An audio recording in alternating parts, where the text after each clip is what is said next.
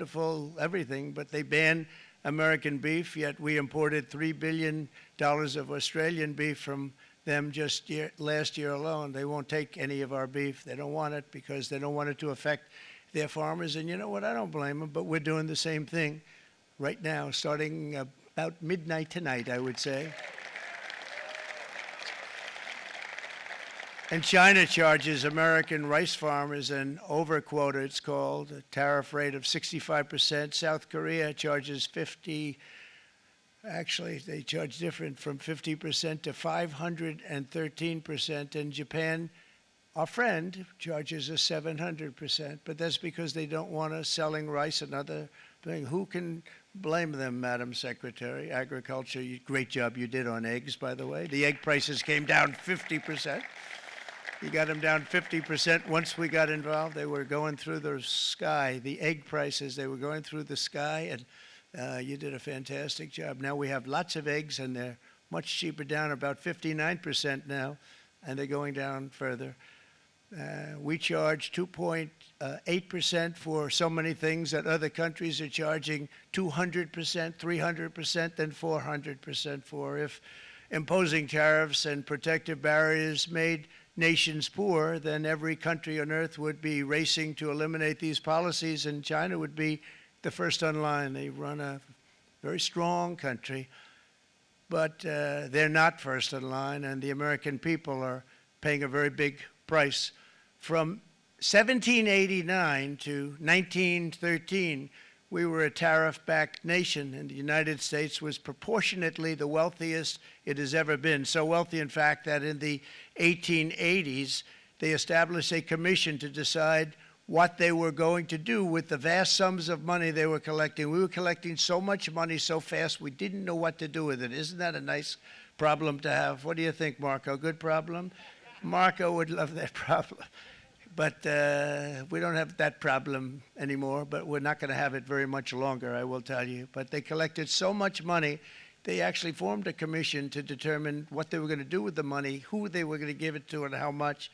Then in 1913, for reasons unknown to mankind, they established the income tax so that citizens, rather than foreign countries, would start paying the money necessary to run our government.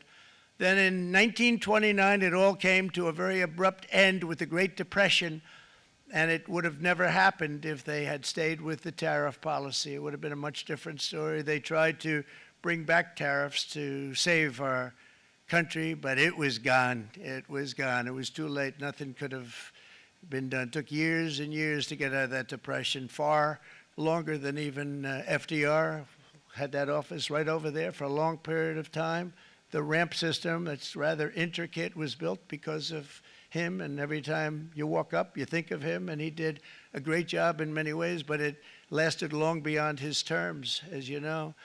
But it's not too late any longer, and we're going to start being smart, and we're going to start being very wealthy again. We're going to be wealthy as a country because they've taken so much of our wealth away from us. We're not going to let that happen. We truly can be very wealthy. We can be so much wealthier than any country. It's not even believable, but we're getting smart. Nearly a century later, in the face of unrelenting economic warfare, the United States can no longer continue with a policy of unilateral economic surrender. We cannot pay the deficits of Canada, Mexico, and so many other countries. We used to do it. We can't do it anymore. We take care of countries all over the world. We pay for their military. We pay for everything they have to pay, and then when you want to cut back a little bit, they get upset that you're not taking care of them any longer. But we have to take care of our people, and we're going to take care of our people first, and I'm sorry to say that.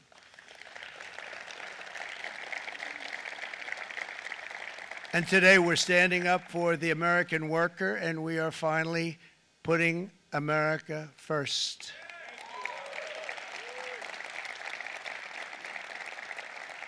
In Sleepy Joe Biden's last year in office, the United States hemorrhaged 100,000 manufacturing jobs, and the number was going through the roof at levels never seen before. And our trade deficit reached a record $1.2 trillion, which is unheard of. Since the beginning of NAFTA, the worst trade deal ever made, it was a horror show. I was able to determine it. They all said you'd never be able to get it out We had to get approval from Congress to get it terminated. We had to live with that deal. It was the worst deal, worst trade deal ever made by far. But since the very beginning of NAFTA, our country lost 90,000 factories. Think of what that is, 90,000. Think about putting a map up and putting tax on it. You wouldn't have enough room. 90,000. I said, is that possible? We had it checked 4 different times, and it was actually somewhat higher than that. And 5 million manufacturing jobs were lost while racking up trade deficits of $19 trillion. That was the worst trade deal ever made. As a result of these gigantic losses, foreign nations now own $26 trillion more of American assets than think of this, than the Americans own of their own foreign assets or other foreign assets. The United States can no longer produce enough antibiotics to treat our sick.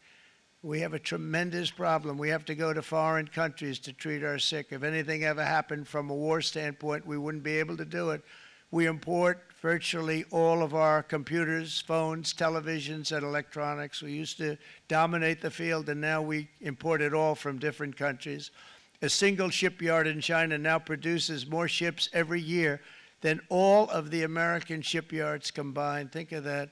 And it was a business that we used to dominate. We used to dominate it totally. In short, chronic trade deficits are no longer merely an economic problem. They're a national emergency that threatens our security and our very way of life. It's a very great threat to our country. And for these reasons, starting tomorrow, the United States will implement reciprocal tariffs on other nations. It's been a long time since we even thought of that. We used to think about it a lot. We didn't think about it for many decades, and you see what's happened. For nations that treat us badly, we will calculate the combined rate of all their tariffs, non-monetary barriers, and other forms of cheating. And because we are being very kind, we're kind people, very kind.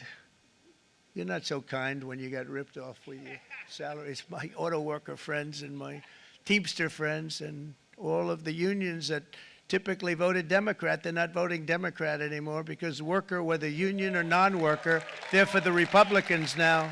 That's what happened.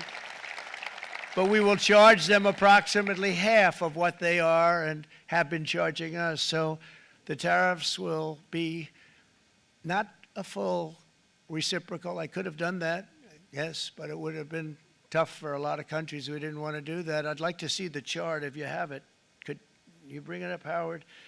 This is our great Secretary of Commerce, Howard Lutnick. Thanks, Howard. So if you look at that, China, first row, China, 67%. That's tariffs charged to the USA, including currency manipulation and trade barriers. So 67%, I think you can, for the most part, see it. Those with good eyes, with bad eyes. We didn't want to bring, it's very windy out here. We didn't want to bring out the big charts because it had no chance of standing. Fortunately, we came armed with a little smaller chart. So it's 67%, so we're going to be charging a discounted reciprocal tariff of 34%. I think, in other words, they charge us, we charge them less, so how can anybody be upset? They will be because we never charge anybody anything, but now we're going to charge. European Union, they're very tough, very, very tough traders. You know, you think of European Union, very friendly. They rip us off. It's so sad to see. It's so pathetic. 39%, we're going to charge them 20%, so we're charging them essentially half. Vietnam, great negotiators, great people. They like me, I like them. The problem is they charge us 90%. We're going to charge them 46% tariff. Taiwan, where they took all of our computer chips and semiconductors. We used to be the king, right? We were everything. We had all of it. Now we have almost none of it, except the biggest company is coming in. We're going to end up with almost 40%. Lee Zeldin's working to get their approvals. And it's an amazing company. Mr. Wei, of one of the great companies of the world, actually, they're coming in from Taiwan, and they're going to build one of the biggest plants in the world, maybe the biggest for that. But 64%, we're going to charge them 32%. Japan, very, very tough, great people. And again, I don't blame the people for doing it. I think they're very smart in doing it. I blame the people that sat right in that Oval Office, right over there, right behind the Resolute desk or whichever desk they chose. Japan, 46%. They would charge us 46%, and much higher for certain items like cars, little items like cars. 46%, we're charging them 24%. India, very, very tough, very, very tough. The Prime Minister just left, and he's a great friend of mine, but I said, you're a friend of mine, but you're not treating us right. They charge us 52%. You have to understand, we charge them almost nothing for years and years and decades, and it was only 7 years ago when I came in, we started with China and charged them. We took in hundreds of billions of dollars from China in tariffs, and they understood, honestly. President Xi understood. He said, look, I understand, and the other countries, and they all understand. We're going to have to go through a little tough love, maybe, but they all understand. They're ripping us off, and they understood it. Prime Minister of Japan, Shinzo Abe. He was a fantastic man. He was unfortunately taken from us, assassination. But I went to him and I said, Shinzo, we have to do something. Trade is not fair. And he said, I know that, I know that. And he was a great gentleman. He was a fantastic man, but he understood immediately what I was talking about. I said, Shinzo, we have to do something. He said, I know that. And we worked out a deal, and it would have been a much better deal, but frankly, there were many years left in the deal that was made previous to my getting there, but it was something. If you look at Switzerland, 61% to 31%, Indonesia, Malaysia, Cambodia, oh, look at Cambodia, 97%. We're going to bring it down to 49. They made a fortune with the United States of America. United Kingdom, 10%, and we'll go 10%. So we'll do the same thing. South Africa, 60%, 30%, and they've got some bad things going on in South Africa. We're paying them billions of dollars, and we cut the funding because a lot of bad things are happening in South Africa. The fake news ought to be looking at it. They don't want to report it. Brazil, 10%, 10%. Bangladesh is 74%. So you see what's going on. Pakistan, 58%. Sri Lanka, 88%. So what we're doing is we're taking not the full, we could take the full 88%. Thanks a lot, Aaron. He's doing a very good job. How's he doing, all right? I think you better take it with you. It's not going to last very long. He's going to put it, it's going to follow you down with the wind. I brought a hat just in case it got too windy, but here, would anybody like a hat? I'm not giving it to a cabinet. I'm giving it to the auto workers. Come here.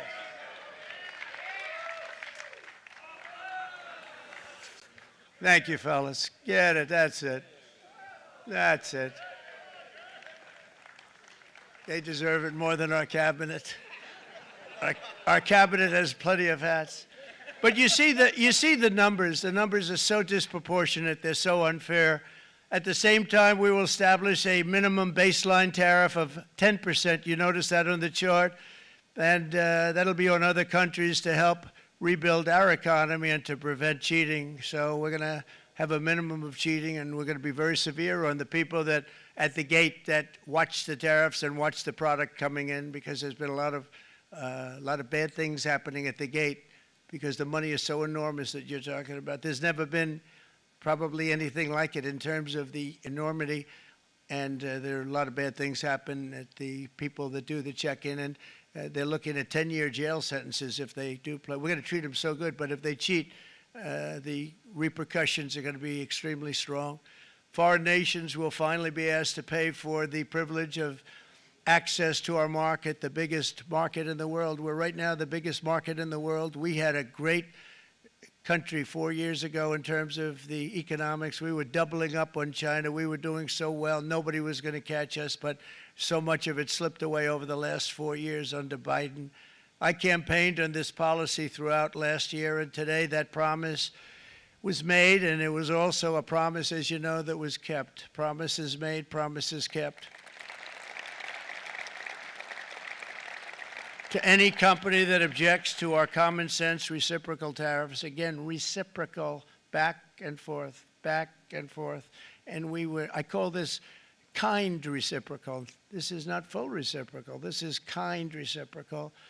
But what we do is we cut it in half. We charge them. My answer is very simple. If they complain, if you want your tariff rate to be zero, then you build your product right here in America, because there is no tariff if you build your plant, your product in America. And we've seen companies coming in like we've never seen before. Likewise to all of the foreign presidents, prime ministers, kings, queens, ambassadors, and everyone else who will soon be calling to ask for exemptions from these tariffs. I say, terminate your own tariffs, drop your barriers, don't manipulate your currencies. They manipulate their currencies like nobody can even believe, which is a bad, bad thing and very devastating to us.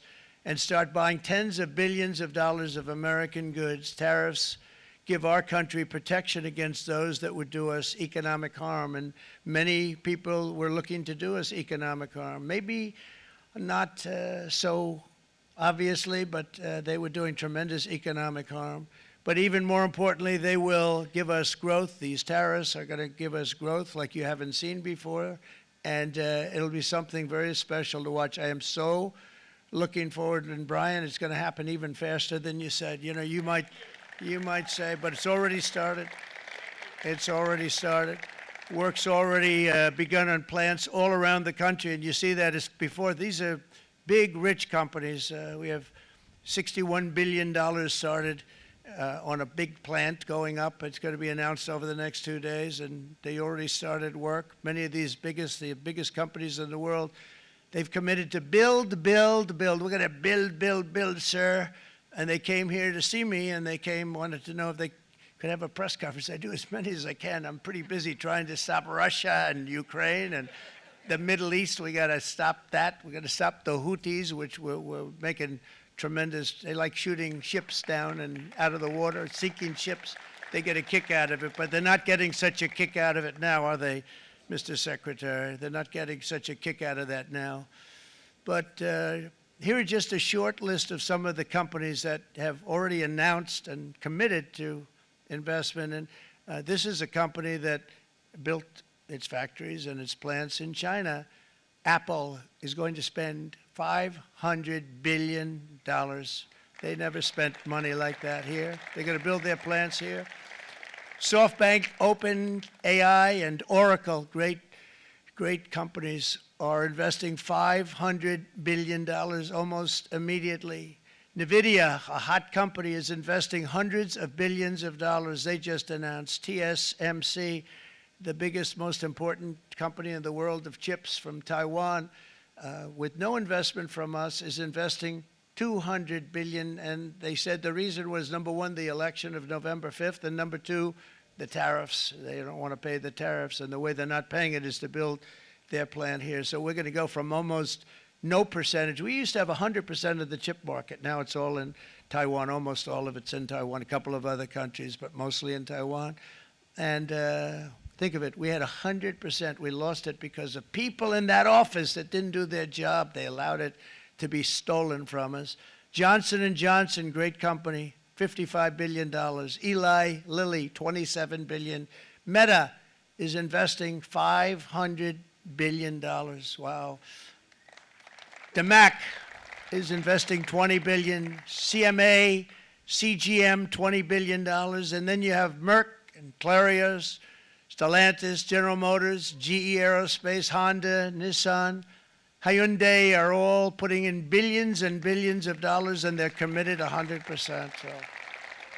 And we've never had, and this is after 2.5 months. This is after just a short, this all took place as soon as we came out with what everybody wanted to do. You know, I watched a gentleman today on television, he used to work with Lee Iacocca, a very respected automobile person, and he said, you know, because they're asking people, they try and get as many negative people as they can, but they can't find them too much. It's pretty hard to find in terms of what we're doing, especially when they see all this investment.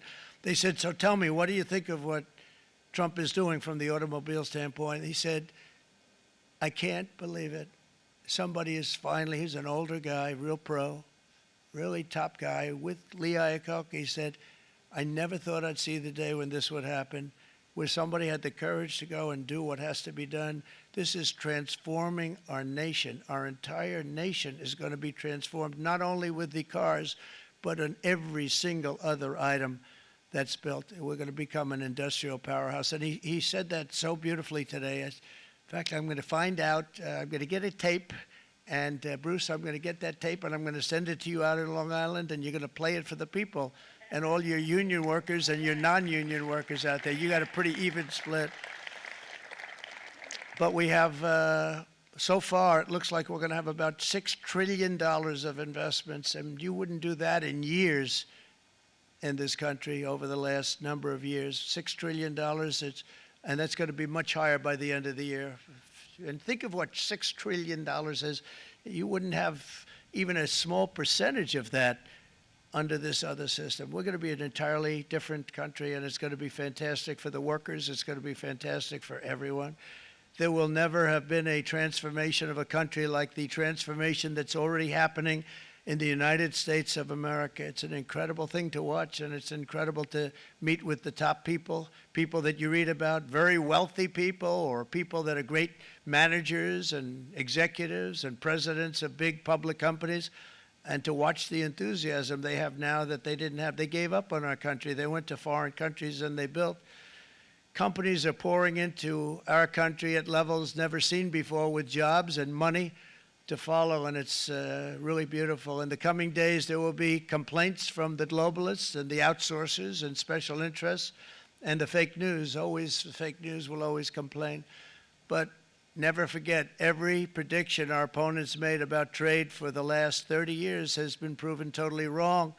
They were wrong about NAFTA. They were wrong about China.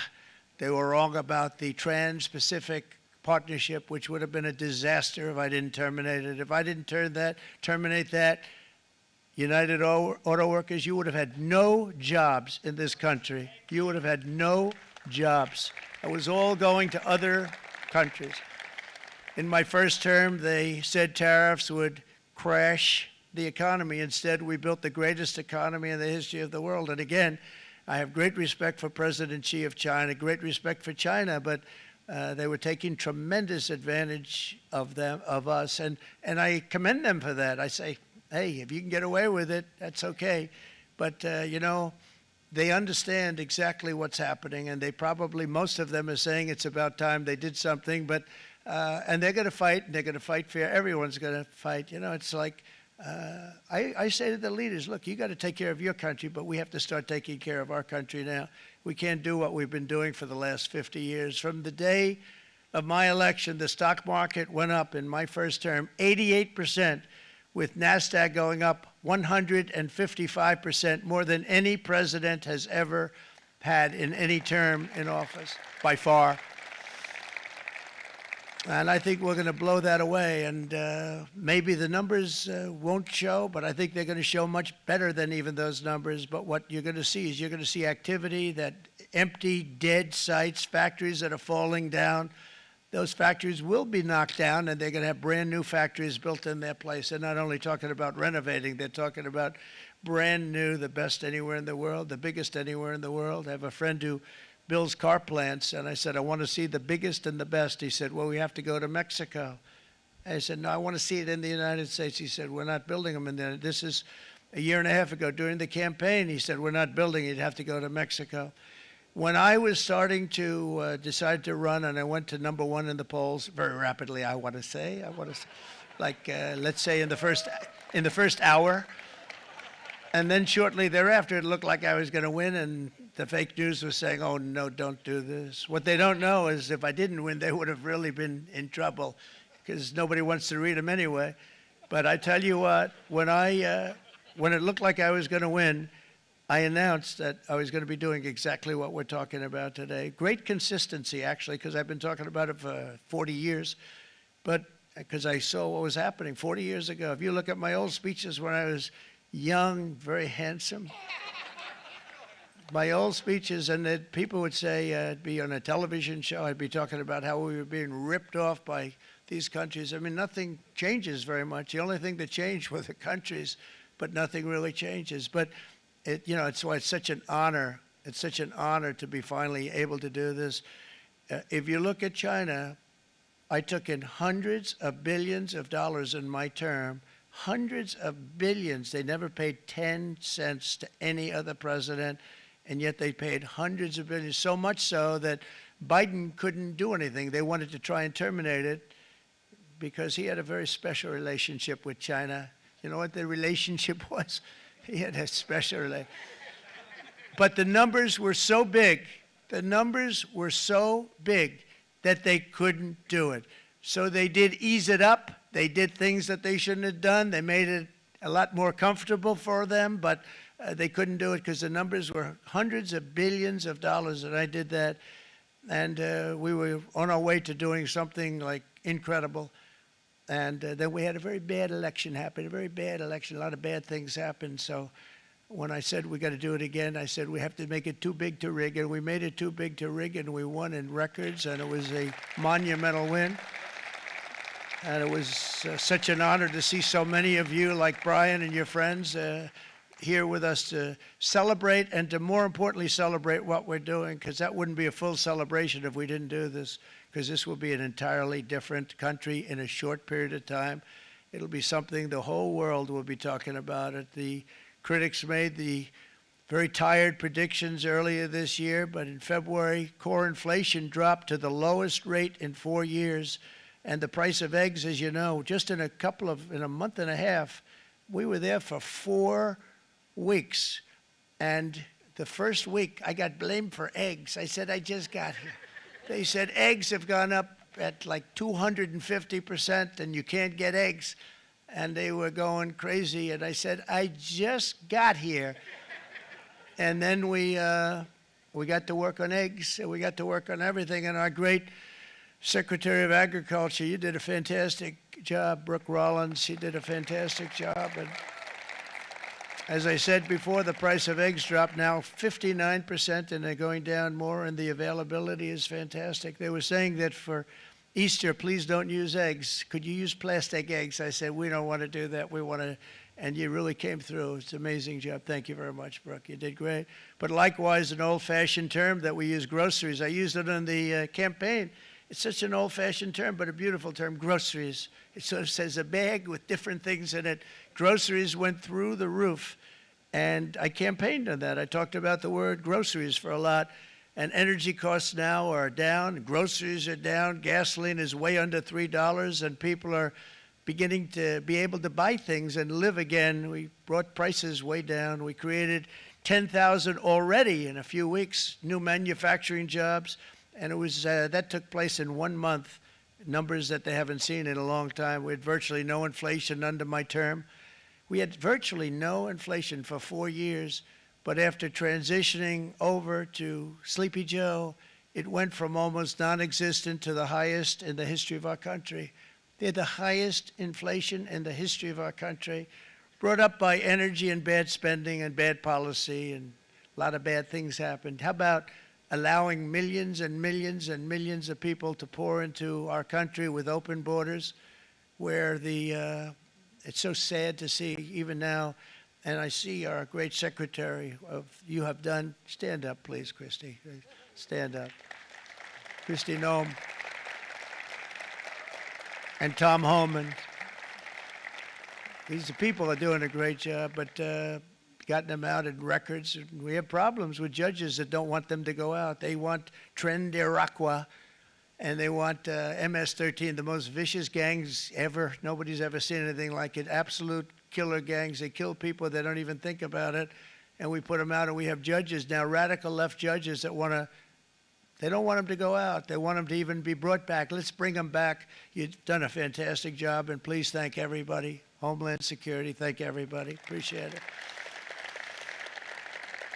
And we now have a border that's the best border that we've ever had, even better than it was my first term. My first term we did good, but this one we really specialized in. We've done really well. And we had records then. We had the best, safest border. 4 years ago, we had the best border there ever was. And now we have, you've actually matched it and done even better. And we're going to get it down the right way. And we want people, by the way, to come into our country, but we want to come in through a legal process. We want them to come in legally. We need more people. We need people to run these plants and to help the auto workers and the Teamsters and the non-union people and everybody else. But we need people, and the farmers. And we're going to let people come in, but they want to come in. We want them to come in legally. They have to have the capability of loving our country, not people that hate our country. We don't want them in our country. And now we're going to pass the largest tax cuts in American history, and that's where we're relying on Mike and John Thune. And we will not cut Social Security, Medicare, or Medicaid benefits, and the Democrats will, because if they got in, the entire economy would collapse. This country was heading for a collapse under the people that you saw. They were horrible. I think one of the reasons people like the job, I have my highest approval ratings because I think they're comparing me to the worst administration in the history of our country, so I appreciate that at least. But Speaker of the House Mike Johnson and Senate Majority Leader, appreciate it, Mike, John Thune have been fantastic, by the way. But they've been working tirelessly on taking the next step to pass the plan for our one big, beautiful